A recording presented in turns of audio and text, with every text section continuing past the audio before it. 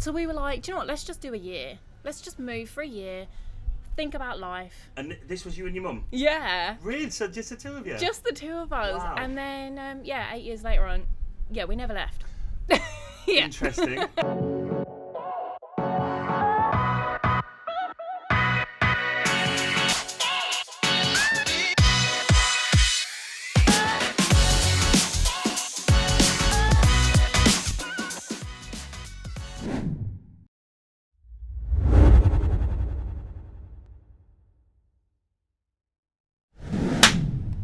Okay. Rosie, welcome to the podcast. Thank you so much for joining me today in this glorious setting that we have here at the Yacht Club. It's fantastic. How are you doing? I'm good. Yeah, I'm really good. I'm good. I'm really looking forward to getting to know you more. Of course, you run an awesome Facebook page called the new Altinkum. That's not all you do, and we'll find out. We'll find out more. Pretty much all I do. I bet it seems like that sometimes. It definitely does. But I mean, first, I'd just like to thank you because that's been one of my biggest supports here. You know, in terms of whether it comes to what do you do in terms of driving a car or a license or where's the best mezze in town and all of that. And so I kind of felt like I knew you before we met, and we were just in passing, right? Yeah, on the street. We were walking the dogs on the street, and you were just like, I think you came out with a shop and went, are you James? It's like, you're Rosie. He was like, ah! So funny. So it's going to be a real pleasure getting to know you more. Thank you. And I'm curious, what brought you to Turkey? Because like myself, it's Yeah. pretty clear we're not in our 60s or 70s. Not yet. Not yet. That time will come. And it seems that I think historically speaking, it seemed that there was just an older generation, the golden generation that used to come here. But we are seeing some younger generations here. And definitely. how long have you been in Turkey? And what was the shift? What made you come here? We moved 8 years ago in December. We didn't even know it was cold, by the way. We had no blankets, no jumpers, no nothing. But there wasn't groups like ours. We didn't know anything. So we were totally naive. We just come over. But we've been holidaying since 1999. So I was 6. Wow, all right. Just to make everybody feel old. That gives me an indicator, because I would think I was 1997, 98 the first time I came over. Yeah. Oh my God. I wasn't 6, I was a little bit old. I was 16, bit. So that's... there you go. A little bit older. So did you come over in December thinking, belting sunshine, holiday time? We literally, that was when we moved, and I mean, I was 19 then. Or actually, I was 2 days off 19, to tell the truth. And we were just like, sod this. Like, Mum had been working so hard. Like, she was looking after the elderly. She couldn't do it anymore. Her arms had gone, her back's gone. She still moans about it now. But she was like, I need a break. And I kind of hit a wall. Like, because I'd just finished college and stuff. And I wanted to go to uni, but I wanted to be a midwife. But I then found out I can't do it with blood. So I was like, now what the heck am I going to do? Mm-hmm. So I was just working in the co-op. Nothing wrong with co-op, by the way. I loved it. Other mini markets are available. Right? Yeah. And so we were like, do you know what? Let's just do a year. Let's just move for a year. Think about life. And this was you and your mum? Yeah. Really? So just the two of you? Just the two of us. Wow. And then, 8 years later on, we never left. Interesting. And how was that December hitting you? You said you weren't prepared. So you didn't know much, and No, we knew nothing. Right. Pretty much. Like, we had the apartment. My dad had bought the apartment way back. We lost him in 2004, but this was like his dream, I guess. Like, I think he was going to retire here. Mm-hmm. Mum and Dad were going to retire together here, I think. But so we kind of just went ahead and did it without him. Sorry, Dad. Who was the leader in the decision making process, or were you just egging each other on? Probably both. Right, yeah, okay. definitely both. But we always have a laugh about it now because we got here. It was freezing cold. We had the connecting flight in Istanbul. It was covered in snow, and we were like, "Hang on, what? This isn't what we signed up for." What now? So then we got to Didim, and our house was, oh my God, Baltic. Right. You know, you can see your breath, everything. They're not designed for the winter months, are they? They're not. No. And it was a total holiday home as well. Yep. And then 3 weeks later, we got my first dog ever. and she was this tiny little terrier. She's a big terrier now, but we were fighting over who would cuddle her because she was so warm. So she was literally the only heat we had. Brilliant. It was so funny. Well, how did you find because I say if you've been coming out here on holiday before that, yeah. So did you already have some contacts and connections that you could rely on to support? Yeah, when that reality kicked in. In a way, we were quite lucky actually, because when we first come out, the first year we come in '99, we stayed at the $9 apartments, and the people next door were actually our people that we live next door to now. So they're English. We've been friends for like 20 years, and way back, however many years ago it was that my mum and dad bought the apartment, they actually bought their apartment just before my mum and dad, and they said, hey, the one next door's up for sale, why don't you get it? And they moved out about a good few years before me and mum did, so we kind of had someone that had already done the residency and knew the area. Yeah. So we were lucky we had that support. Other than them though, there was pretty much nobody. Well, that's very different. And that was 8 years ago. So it's not. I mean, it's a chunk of time, but it's not that long ago. And to fast track now that we've got all of these forums and groups, right? And you can certainly vouch for that. You live and breathe it. Tell us what. When did your the new Altinkum? So it's the new Altinkum, and you change the year each every year. I change it. That's my job because my mum can't figure it out. Right, okay. Sorry, mum. So how long has that been running? And is it 2015? Yeah. 2015. Please in the name, James. Come on. There we go. The new Altinkum 2015, 2021. That's the one. With a little plus sign on the end. God, I needed to get that right, didn't I? You've been studying. Yes. Well, so what? Why did you create? Would I be right in thinking, and this is just a guess here, I'm making an assumption that you were supported in such a way that you felt that you wanted to give back in the same way, or that it was a rite of passage to help give back, or was it just through boredom? No, you're kind of right in a way there. It was actually my mum that started it. Okay. This is the woman that didn't know how to upload a photo or do anything pretty much, and she was on a few Facebook groups and she kept seeing negativity thrown around, and she was like, no, this was when tourism hit a bit of a slump, and people, they had a lot to say. And mum was kind of like, no, do you know what? I love this place. I feel passionate about it.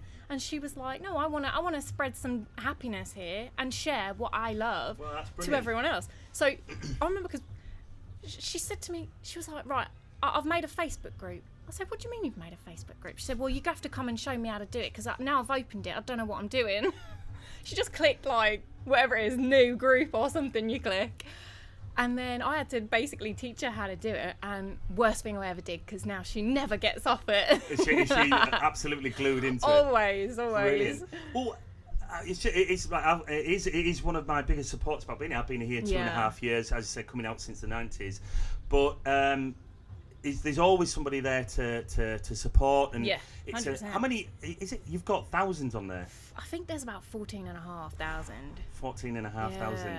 And of course, that's a mix of people that live out here. It is. People that own and come out for, under normal circumstances, come out for longer periods of time, or holidaying with the desire to retire at one day. And there's a lot of Turkish people on there as well. Yeah, that's true. Yeah. And you've got businesses on there as well. It Absolutely. Seems to be really well managed. Thank you. from a business point, if I do say so myself. What are some of the challenges that you found? Because that's to manage a forum with 14,000 people, many businesses who often want to shout louder than others. So there's you do get that. There's that at play there. What have been some of the challenges along the way? And I'm sure you've questioned at times, because it is such a benefit. But of course, there are always people with opinions and whatnot. And what are some of the challenges? I mean, day to day, you are running that forum. So what are some of the challenges that you experience with that?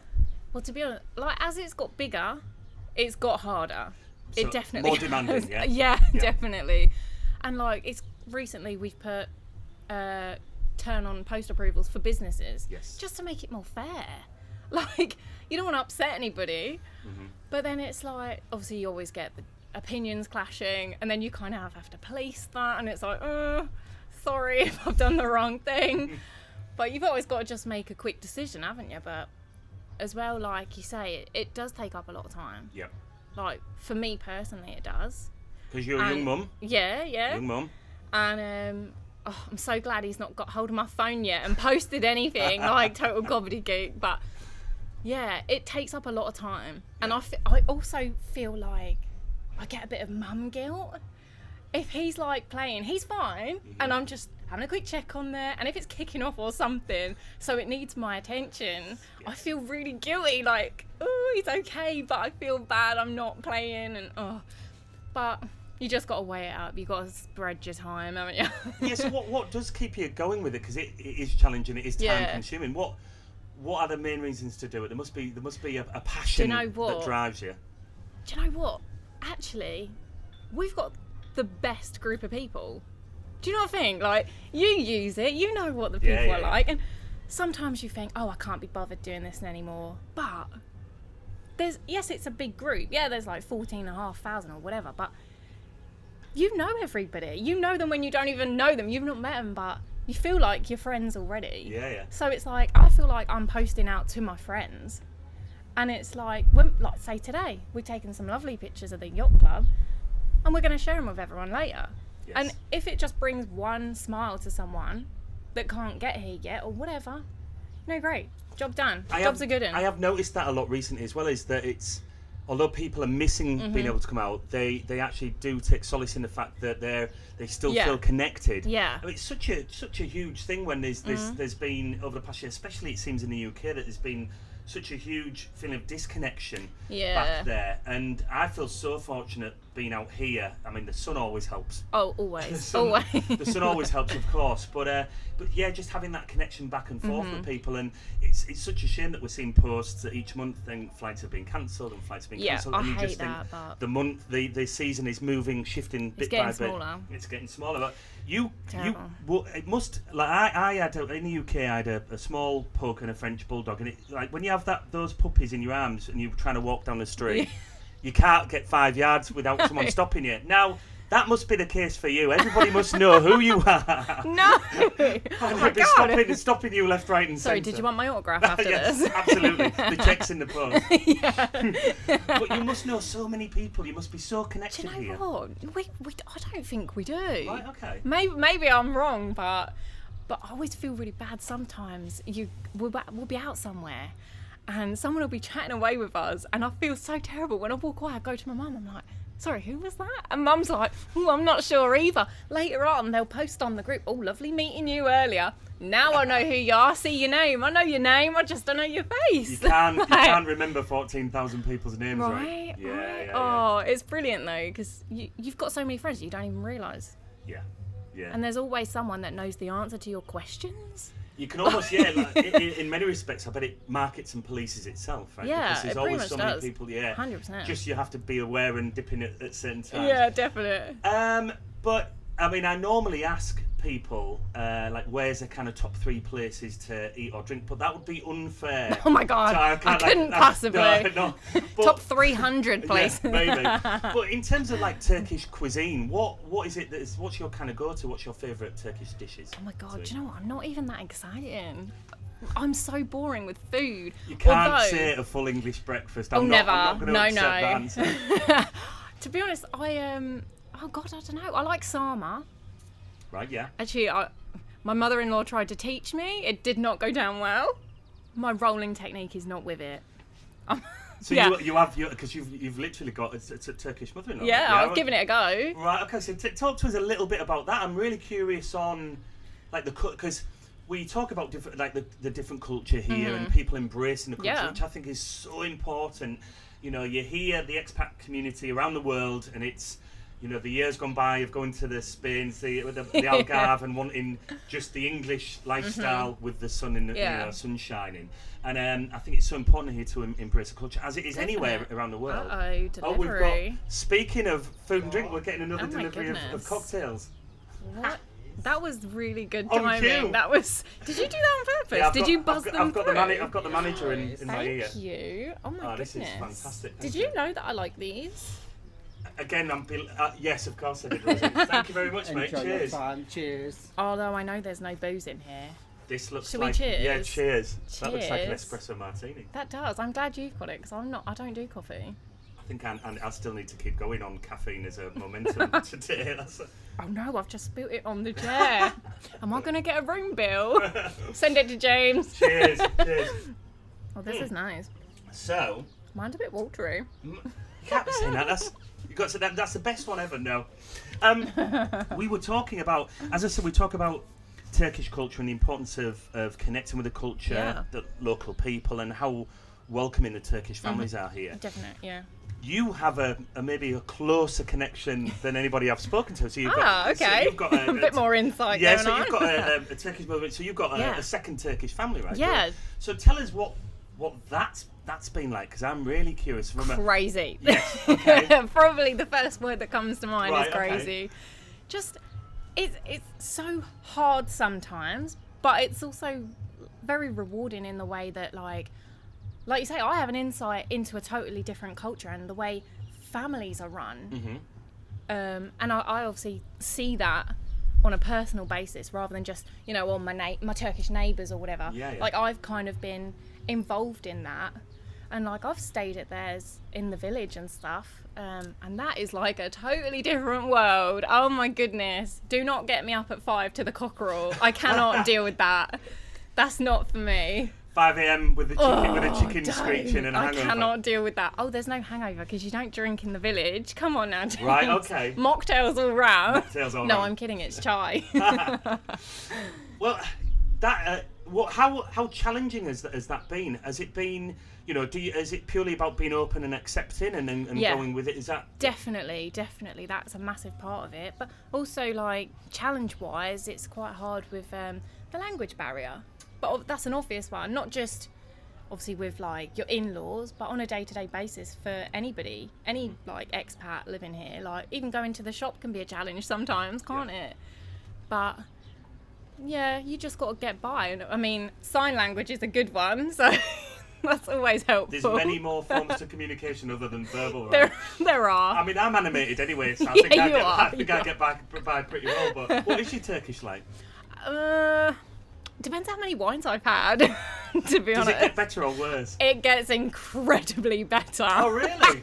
Also, my Japanese and German are very good too. All mixed in at the same time. Yeah. Right, okay. Oh, I'm very, what is it called? Bilingual? Multilingual? Multilingual, yeah. That's me. There must be a terminology that's kind of like a tipsy version. Yeah.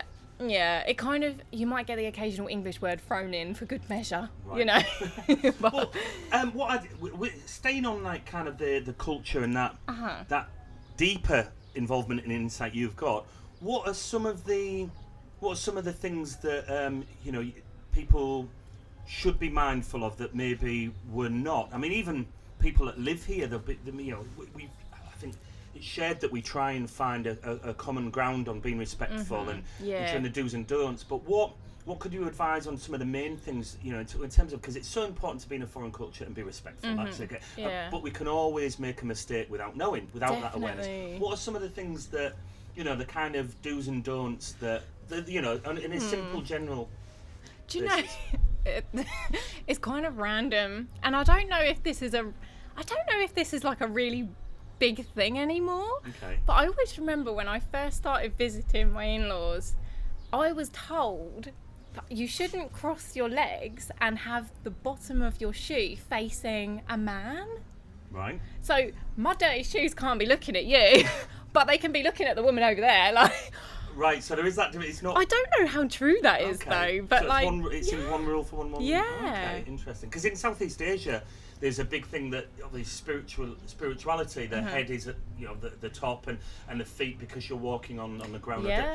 So you don't point them at anybody. So that makes sense. Similar. I guess it kind of overlaps a little bit. Yeah, similar thing. Anything else? I can't even think. Oh my goodness. I guess that over time you've just like got to a point where you're in. I think I'm just used to it now. Like, silly things like you always take your shoes off, and like when you see like an elder, you sort of, do the hand kiss to the head. Although COVID restrictions do apply, and you probably shouldn't be doing it these days. Yeah. So that is a kiss. But I think I've seen that once. It's kind of like, and it's to the kiss. You kiss the back of their hand, and then you put that to your forehead.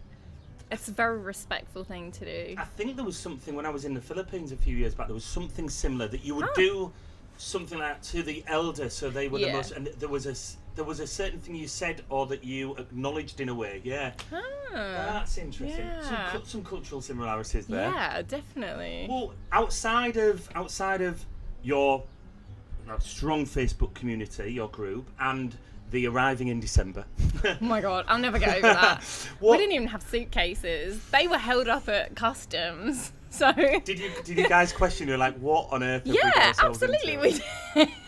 Well, what since outside of those two things, what have been some of the challenges that you guys have had to overcome as individuals and as a clearly a strong pairing that comes through, which is lovely to hear. What are some of the challenges that you've faced along the way?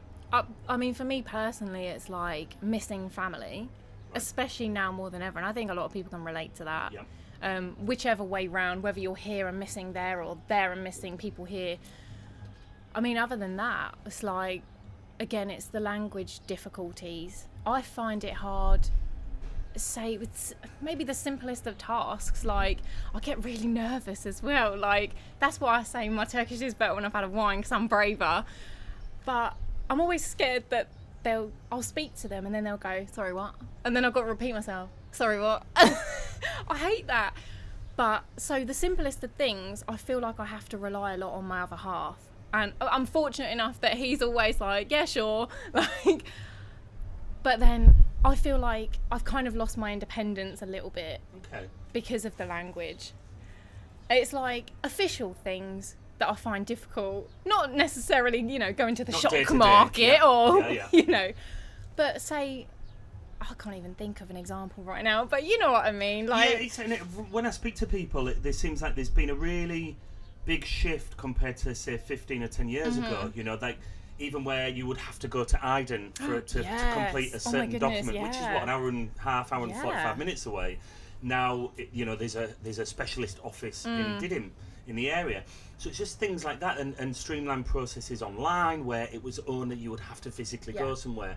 So that seems to certainly be at play. But I think what I've picked up, there's a lot of preconceived kind of ideas about, say, like the healthcare side of things, that the quality of health here is phenomenal. And that's not talking like the cosmetic health. Oh, that's fantastic as well, by the way. Have you got some insight into that? A little bit, actually. But it wasn't so much like... It was kind of like, it bothered me. About 7 years ago, I had my ears done in Izmir. Oh, right. I had them pinned back. I want them done again, by the way, because I lost the bandage because I'm stupid. So they kind of pinged back out a little bit. Not as bad as they were. I'm not quite Dumbo, but... Right, okay, interesting. But I must admit, the healthcare was fantastic. Yeah. And there was a piano as you walked in the hospital. As soon as I walked in, I thought, this is quite posh. This is the place for me. Interesting. Well, and also the kind of... Didim Altinkum now, it seems there's a lot of dental surgeries opening up. I think Botox fillers is kind of a thing. I mean, I've not dipped my toe in that pool just yet. That makes two of us. I know you'd probably be guilty of thinking there's got to be some work done on this. It's definitely have work done. It's all natural, no, I promise. But we do seem to, under normal circumstances, we do seem to get an influx. Like when the flights open up in April, right? Kind of April time. Everybody has their teeth done. Everybody. You see, there's a lot of Brits down the front there. I wonder what they're doing here. Gleaming. Ding! Got to put your sunglasses down.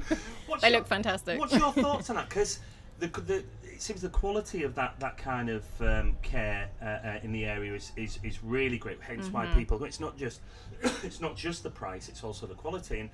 And do you see that? If people are coming here and getting that kind of work done, they're also spending and bringing money into the community. It's great for the local economy. It's great. Connect with so for the economy.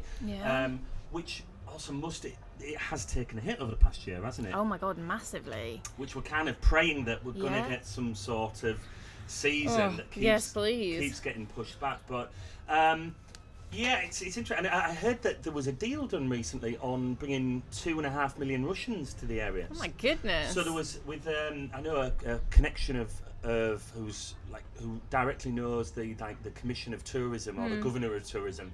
And there has been a deal to be struck, apparently. I don't know the ins and outs and whether or not that can still happen with the regulations at play. But it does seem that they're looking to bring more Russian tourists here. You know, when historically it's all Antalya and it's all it is, yeah, those always super is, 5-star hotels. So that will be interesting itself. I mean, at the moment we're seeing a lot of German Turkish tourists in the area. Yeah. And I hear, I've been mistaken, I don't know if it was Moldovans and Bulgarians, but I might be mistaken.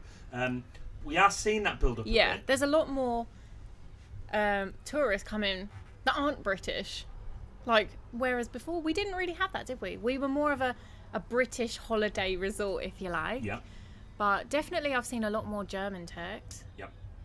I don't know what the rules are at the moment for French, but last year there was quite a lot of French Turks. Is that right? We've actually got some in our block, so that's why I know. You know.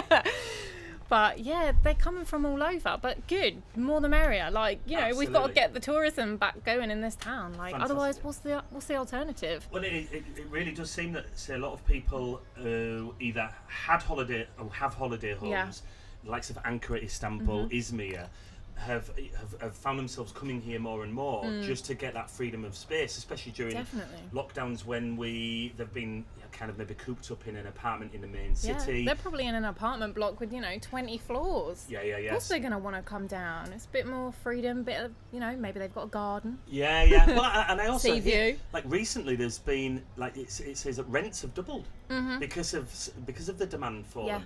So and with that in mind, it'd be interesting to get your opinion on how the environment has changed in the last 12 months with the types of new restaurant bars opening. It seems that there's like 8, 10, 12 restaurants on the boulevard that have spent a considerable amount of money on refurbishments when they had no customers. So they've thought, right, we'll spend this time on revolutionising how we look. And they look fantastic. Don't they just? And we've got, I think, was it last year or winter the year before when we had Saman open? Yes. And Joseph then followed suit. We've had, what's the new one on the corner? Oh my goodness, I forget the name. I took a photo of it yesterday, actually. They had all the flowers outside. They're just opened not long ago. Yeah. Looks great. It seems that it's all similar. Yeah. I think they're following suit. Yeah, but they know it works. Exactly, it's popular. yes. But it's not just with the Brits or the tourists. The Turkish people that live here love that kind of thing. I think it was. So do I. Not the winter just gone. The winter before. I think I was sat in Saman, and I would say myself and my friend I was sat with were the only non-Turkish people. Yeah. And it was about 3/4 full. And this was maybe December or January, so winter. Literally, yeah. And we were told that that wouldn't normally happen. There wasn't maybe like a social thing where people would come to about because there wasn't that type of place. And so it's really nice to see that happening. And so, like you mentioned, there's more Turkish tourist customers coming, more German Turkish tourist customers coming. And so I think you said you were here 99 the first time? And I was here, 97, 98. Would it be right in saying that there was a lot of bars and restaurants, venues that were also doing the same thing because it worked, but there's been a shift? Oh, definitely. I think there's a shift in quality. Definitely. In service standards. Oh, 100%. Totally agree. Also, one big thing, I actually was talking about this the other day with someone, and if you go back to like the 90s, I don't know if you'd agree here, but this is me thinking back to my childhood memories here, delving deep. I do not remember in any restaurant ever seeing female staff. And now, you look at it now, you have the waitresses, everything. Everywhere you go, there's women staff, and fantastic. What a change. And then just the restaurants in general have changed. They've all just, they're incredible, some of them. If you go back they're to changing with the times. The late 90s, early 2000s, and some still do it now, I won't name any, but the waiters with the tops off. Oh, yes. Oiled I know the ones. With the dance routines. I must admit, I'm not the biggest fan. I'd rather not eat my dinner and have sweat droplets, I can relate, yeah. I'm with you on that one. The thing is, me saying that's because we've seen it all a million times. Yes. If you're coming over the first time, even the second time, maybe the third time, if you're relatively new, that is fun. It is fun. And it is a laugh. Some people do enjoy it. I think that's why you still get it. And then if that's not for you, you've got the other places like Joseph or wherever, bit more, I don't want to say upmarket because that's not fair, but It's a different style. It is, yeah, it's definitely different, and I think that's what I love seeing now, is that there's more of a choice. Yeah. I think Depends what you're going for. Exactly. Yeah, if you're going to do the Macarena, you've got that in a other songs are available, other of course. What's the original? What's that Kiss Kiss song? Yeah, Kiss Kiss by Tarkan. I still know the dance. Was that back in the day? Was that back in the day? 100% it was. Oh yeah. I think still got the moves. We're seeing so much more choice and option. And did you hear recently that that big piece of land on the front that's had nothing done with it I heard for years, this. right? So if people have been here, you'll know it's on the front. You've basically got the left. If you're looking out to the sea from Dolphin Square, it's to your left, and it's a huge piece of land that once upon a time had something on it that I'm sure was nice and great for the area. But it seems that nothing has been done with that space for like 20 The plus goats years. Are enjoying it. The goats are, and there's a few big Kangal dogs. Yeah, on there. they're lovely. They're quite content. I think there's chickens as well. I'm sure there will be. I'm sure the Kangals and the chickens are pleasantly well away. But I think literally a week ago there was a deal struck on that. So there's. Yeah. I mean, it is public knowledge how much that was. It is. So, no, sorry, I don't actually know what an amount was. Oh, well, I'm not going to mention. I'm not going to because I might only know that. No, I'm not going to put my foot in it. But let's just say there was a very big deal struck on that piece of land. Yes, it was. and that was, I think there's like a 21-year contract signed on that. Yeah, so what will be interesting is seeing what on earth, is it going to be hotels, is it shopping malls, is it bars, restaurants? Because it's huge. Well, it is a huge piece of land. Anything's better than another apartment block. Right, yeah. Let's be honest. Yeah. But I'm a little bit concerned seeing the company that has it. That's what we'll have. Right. Okay. I hope not. Maybe a mix. I think it wouldn't be so bad if it's a mix. If you've got that location. Do you know what? Whatever it will be better than what it is now. Exactly. It's wasteland, literally. It's an eyesore. Well, I'm speaking of which, I'm sure there will be some opinions on your forum on that one. It'll be interesting. It'll be interesting to keep an eye as updates. I'll be definitely keeping an eye on them comments for sure. Well, before we kind of sign off, I'm curious, what's your favourite season here? You've certainly experienced all of them many times over. We've had a brilliant December gone, right? So we were fantastic. We were kind of we had a shortened winter. We did. We had a shortened winter. Yeah, so we never did. complain. Never complain about. Absolutely. Well, if it was normal, like pre-COVID, I'd probably say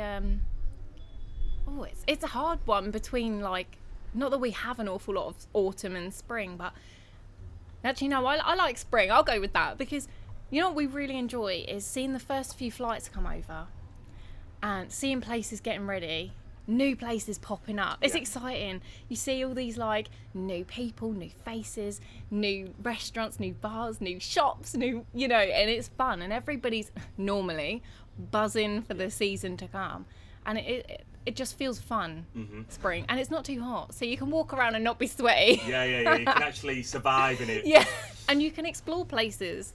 That's the best thing. You can walk the whole town and not absolutely die of heat exhaustion. Well, we just recently come out of that month's period of lockdown. Yeah. And I think things opened up on a Tuesday. I first came down on a Wednesday. Yeah. And it was literally like somebody flicked a switch. So then all of a sudden everything's open. There's staff. There's music going on. There's new seating outside. New places open, and I seem to find this every year that you forget.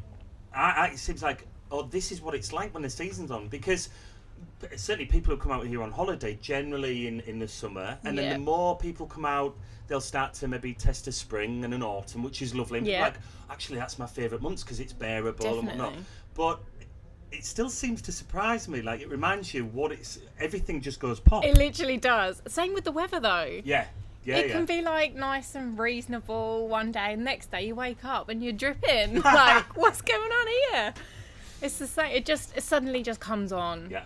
But it's brilliant, though. It's just crazy. It's part of the wonder. It's crazy being here. So, Sam, what's the thing you're looking forward to the most before winter hits? So we've already got a squeezed season. We've got a shortened season ahead. What are you looking forward to the most?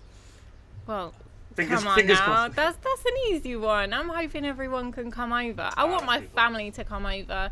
You know, they've not even met my boy yet, and he's 17 months today. So Nobody's met him other than my mum. So, you know, I just want my family, my friends, our friends on Facebook, friends we haven't met yet. I want them all to be able to come over and enjoy themselves. Are they poised and ready? Yeah, actually, my best friend, she'll probably listen to this and she'll know I'm talking about her. She's actually packed her suitcase already. She's just had her July flight cancelled and she's ready for a month in September. She's extended her holiday for a month. Wow. And yeah, she's like, I've already bubble wrapped all my stuff because she brings loads for her apartment. She's ready to go.